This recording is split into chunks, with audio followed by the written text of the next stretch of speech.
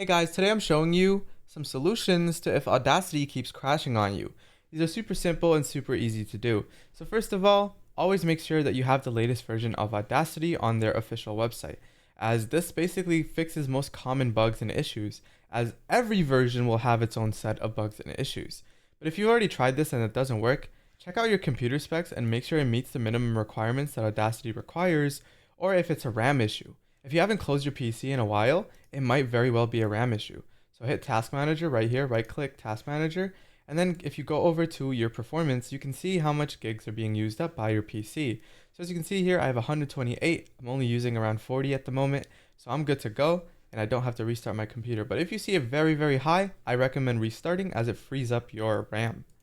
Another thing you can do is disabling problematic plugins. A lot of the times, it's due to these plugins. So keep that in mind, and you can remove them one by one to isolate what the problem child is.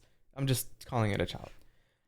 Another thing you can also do is basically run Audacity with administrator permissions. So if you hit the Windows key and search up Audacity, you can just go ahead and right click, then run as administrator. But obviously you need the password to the computer for that, and I understand some of you guys might not have access to that.